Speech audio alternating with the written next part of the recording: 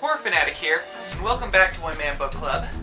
This month we are talking about Bag of Bones by Stephen King. A haunted love story, as it were. So, same as every other time I've done this, let's jump right in. 12. How are the book's images symbolically important? There's two main images in the book that I feel constantly show up. And the first is the phrase Bag of Bones, which brings to mind a very specific image for me. And I think that's important because for me it's tied greatly to age, or infirmity, or even mortality, which this book has a heavy focus on.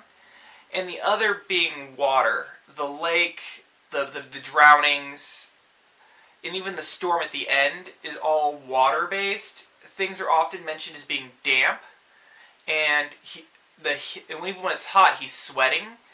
So there's constantly this illusion of wetness and dampness and fluidity, and I think that has to do a lot with the character's journey between like this and the fluidness that he moves when he touches the other world or interacts with spirits. 21. What other books have you read that can be compared to this one? One comes to mind very easily, and that's Stephen King's The Shining, and it can be compared in a number of ways beyond both being by Stephen King. Both feature broken families, both feature ghosts, both feature a psychic element, both feature a child as one of the main characters. 4. Did you enjoy this book? Why? Why not? Yes, I enjoyed this book, but that's because I'm very biased. I've liked everything I've ever read by Stephen King.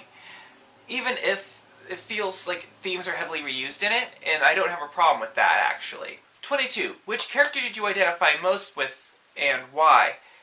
And I'd have to say that I most identified with Mike, and it's sadly because it's simply that he's the protagonist. I share no real correlations with Mike. Nothing in his life and my life sync up in any way, but yet I still find him very sympathetic, and I was very much able to move through the story with that character.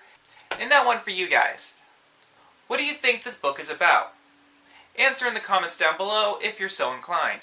Now, I'm going to take next month off, but I'll be back in May with me talking about Stephen King's Cujo, because I want to go back to the classics.